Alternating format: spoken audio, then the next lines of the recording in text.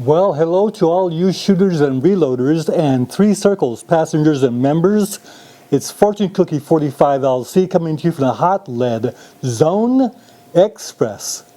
And what you're looking at, of course, are cast bullets that have been powder coated but also traditionally lubed in the grooves. As you know, we recently did a video whereby we made our own homemade cast bullet lube using Home Depot's standard wax toilet seal rings, purchased from anywhere from 90 cents to $1.78, and we made our own bullet lube, as you see here. And you see it's got the right softness, hardness for bullet lube. But the question is, how do you put this into our cast bullets? And of course the answer is, you put this into a sizer lubricator and you lubricate the cast bullet. You lubricate the cast bullet the same time you size it. But what do you do if you don't have a sizer lubricator? And what Bass Stitch for Hire wants to know is, can you use your homemade bullet lube to pan lube bullets? Well, as you know, I don't really like to pan lube bullets. I tried it, it's a big mess. But pan lubing is a way you can get your bullet lube into the lube grooves of cast bullets without a sizer lubricator. Now, back in the 1870s, the buffalo hunters would take the tallow from the buffalo and smear it into the grooves of their cast bullets, like this one here, by hand, and then load the bullets into their shells for the next day's hunt. Well, that's not a very practical way to do it today. Now, if you're going to go ahead and pan lube, you almost have to choose your bullet designs ahead of time for pan lubing. Because as you see from these 45 ACP bullets, the lube grooves are very shallow and very small. That makes it hard to get the lube into the grooves by pan lubing. So can you see the difference between the narrow grease groove on the bullet on the left, that's the 45 ACP, 230 grain round nose bullet, compared to the 45 caliber 250 grain full wad cutter bullet in the center? See that big wide grease groove? That's ideal for pan lubing. And look at the buffalo hunting bullet on the right. Look at the three big grease grooves in that one. That's also a good candidate for pan lubing. Now, what you see here is an example of one of Lee's tumble lube bullets. Happens to be a 240 grain 44 caliber. Now, this bullet is designed for tumble lubing and will not do well with pan lubing or traditional lubing. If you try and pan lube this bullet, you're heading for a lot of frustration. Now, tumble lubing is a very efficient way to lube a lot of cast bullets with a little bit of effort, and that's a subject for another video. Louis Leoncini wants to know if we can use our toilet seal wax rings to do tumble lubing. Turns out you can, but that's for another video. Let's get back to pan lubing. So it's nice to go ahead and pre-warm the bullets before we pour the melted wax in there. Now, they're sitting in pans.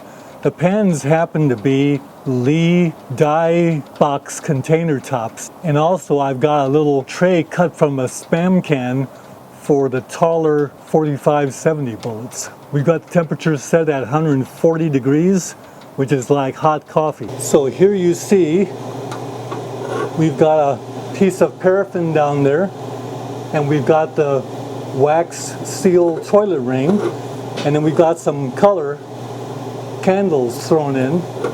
Now we're heating that over very low flame to go ahead and melt that together.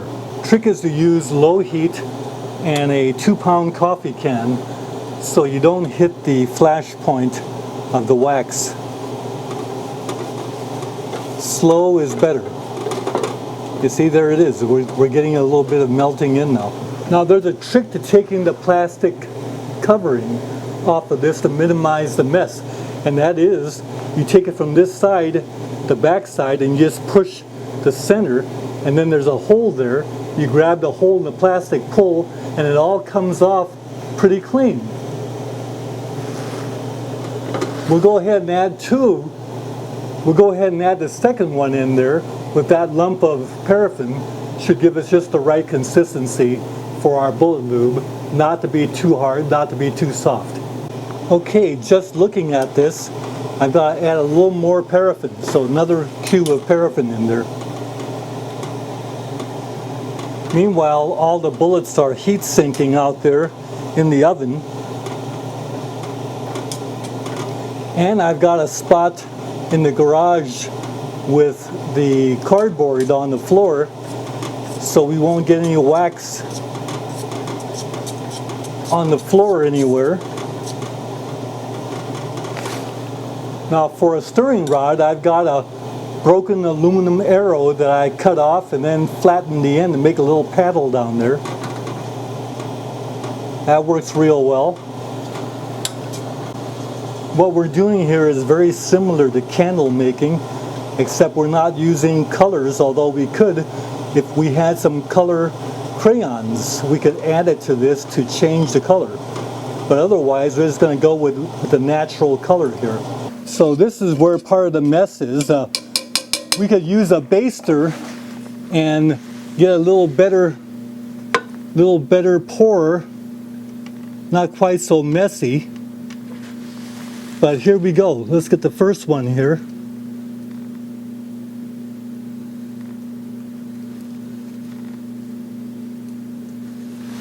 Okay. Good thing we have the cardboard.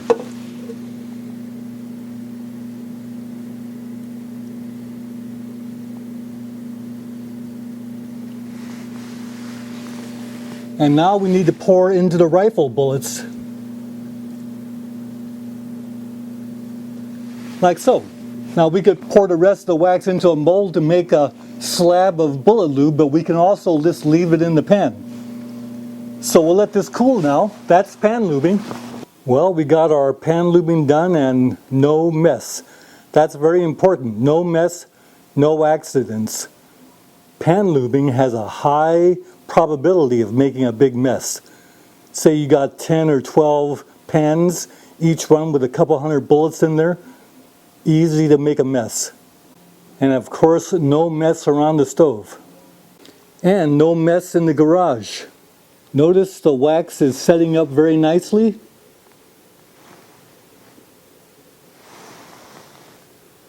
But we'll let it go for another couple hours.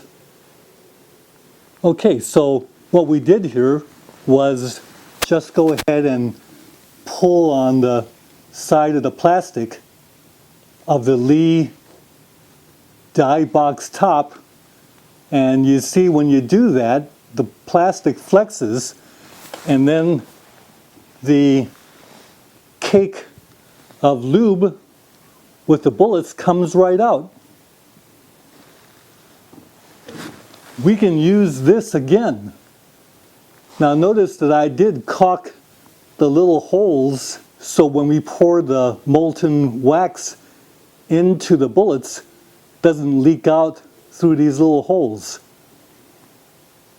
But these can be used over again, and if you had the 4 die boxes, you'd be able to put more bullets in them. So here's the other one. Here's the other cake from the other Lee die box top. And then the spam can, sorry to say, you gotta pry it out, and you can do that, but the spam can isn't the best. Now I had put these in the refrigerator to chill the wax, and I'm gonna wait till it reaches room temperature before I push these bullets out. But this lube feels real good. Notice the fine adaptation of the pour. 100% filled out, no air bubbles.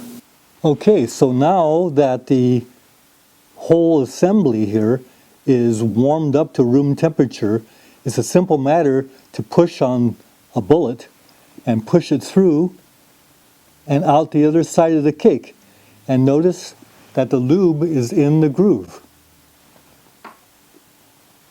Show you a couple more of those. Just push it through and the lube is in the groove. Ah, that one didn't quite fill a certain spot there. So give you a little tip. In order to fill 100% of the grease groove, what you have to do is push on a bullet to loosen it, like this.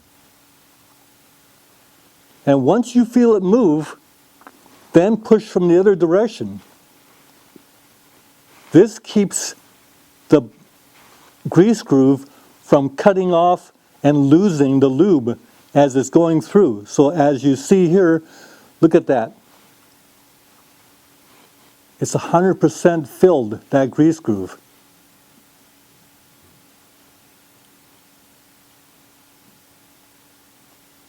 And that's how you do it.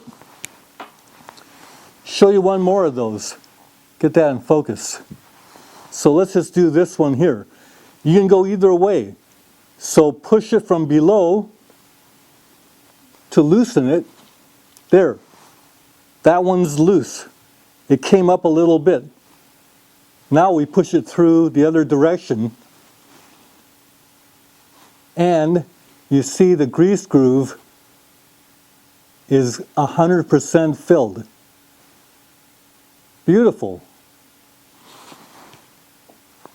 That works all the time. So here are those last three that we did, and you see if I rotate those 180 degrees,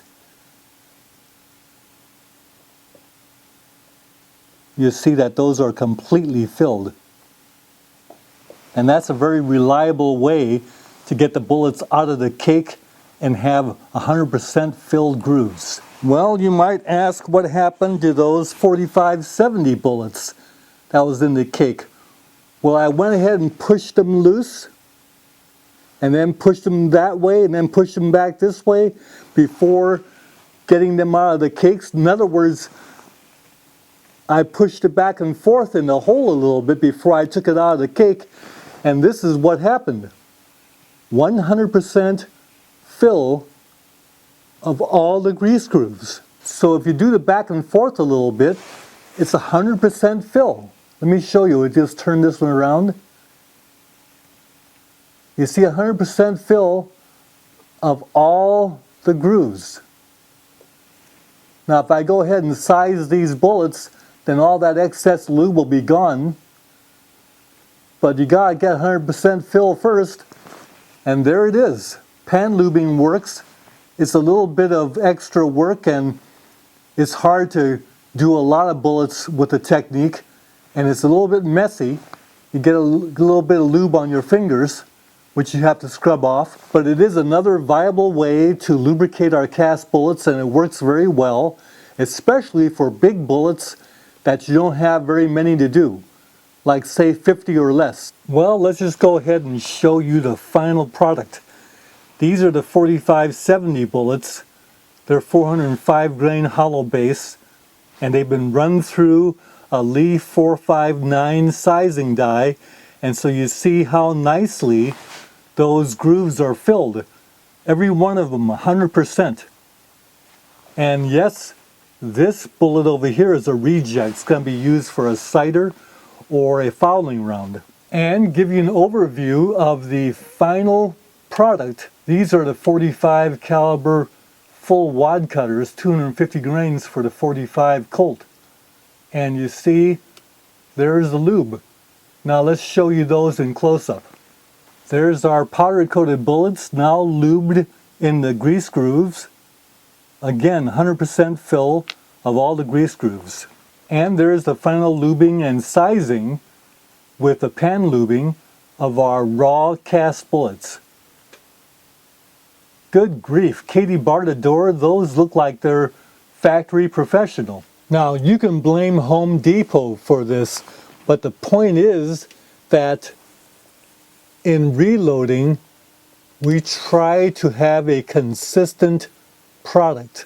And with the Home Depot toilet seal wax rings and pan lubing, looks like we've got a consistent result.